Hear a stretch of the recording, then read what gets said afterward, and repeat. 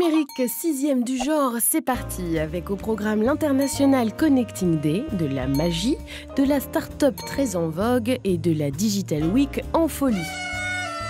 Pour commencer, nous plaçons la barre un peu haut avec une citation prédiction de l'économiste américain Jeremy Rifkin. Dans son nouveau livre à paraître le 24 septembre, il parle de l'avenir du numérique. Aux alentours de 2030, il y aura quelque chose comme 100 trillions de capteurs qui connecteront tout et tous dans un gigantesque réseau neuronal construit un peu comme votre cerveau. Et ce big data sera disponible à tous. Ça va nous en faire du boulot à Numérique d'ici 2030. Direction maintenant le lieu magique à Nantes. Et oui, magie et numérique peuvent faire bon ménage. C'est ce qu'a prouvé la Digital Week qui a agité la Cité des Ducs. Max Zargal est un magicien, il est nantais, il est curieux et il a donc proposé une séance très spéciale dans son lieu très magique. Vous allez tout comprendre avec ce reportage abracadabrantesque d'Éric Egon. Vous êtes en direct du lieu magique à Nantes. Oh yes, la Digital Week. Oui, bien sûr. Le magicien, c'est un citoyen comme un autre. Il a les nouvelles technologies et sa réflexion doit être justement de pouvoir intégrer ces nouvelles technologies et imaginer comment les utiliser avec des tours. Et il y a extrêmement une multitude de possibilités avec les objets connectés, avec les applications, avec les smartphones, etc. Et c'est ça justement la créativité du magicien, c'est d'essayer de voir ce qui existe, de l'utiliser et d'inventer ce qui n'existe pas.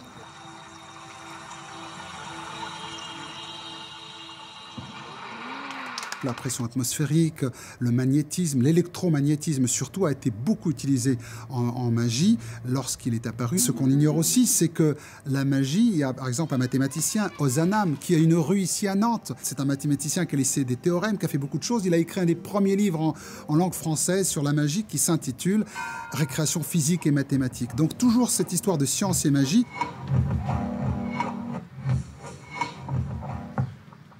N'oubliez pas, Arthur Clarke, le fameux auteur de science-fiction, 2001 Odyssée de l'espace, disait « Toute technologie suffisamment avancée est indiscernable de la magie ».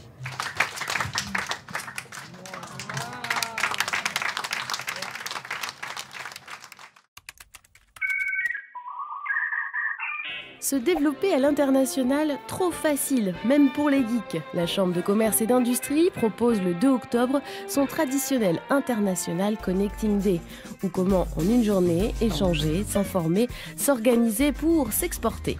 Quentin Adam, lui, il sait y faire. Son entreprise Clever Cloud annonce 60% d'activité à l'export. Anne-Laure Asquette, notre reporter, est allée lui poser quelques questions. Nous, ce qu'on a voulu fournir, c'est aux gens un moyen simple d'héberger leurs applications, leurs process et leurs données. Donc on a créé un système qui permet aux développeurs juste de positionner leur application et à partir de ce moment-là, on va être capable de leur fournir les ressources au moment où il y en a besoin, c'est-à-dire plus s'il y en a besoin de plus, les diminuer s'il y en a besoin de moins, restarter l'application en cas de pépin, fournir une sécurité élémentaire, backuper la totalité des données, le tout en standard. Comme je le disais, Clever, on a toujours eu la vision qu'on était un produit pour les développeurs du monde entier et que n'importe qui pouvait être intéressé. Donc on a fait nos premiers supports en anglais toujours, avec une vision qui était n'importe qui peut l'acheter. Et donc progressivement, on s'est rendu compte qu'il n'y avait pas que des Français qui achetaient. Et puis on s'est mis à avoir des discussions très étranges. Nous par exemple, on a ajouté le support de la monnaie virtuelle Bitcoin pour nous payer il y a quelques mois maintenant. Tout simplement parce qu'on avait un client chinois qui nous disait « Faire sortir de l'argent de Chine, c'est compliqué. On est dans la légalité, mais c'est compliqué. Par contre, si on achète des bitcoins, qu'on vous paye en bitcoin et que vous récupérez des dollars derrière, c'est plus simple. Ok, admettons, paye-nous en bitcoin. »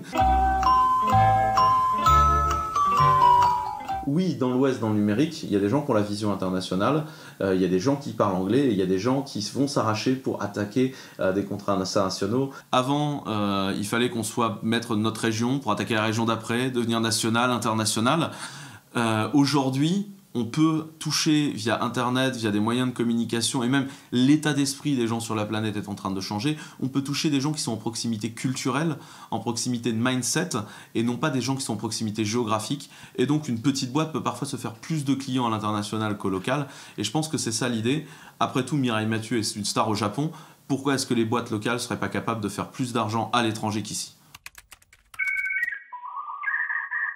Et le vainqueur du Startup Weekend est RedStep, une appli pour favoriser le don du sang, oui c'est possible.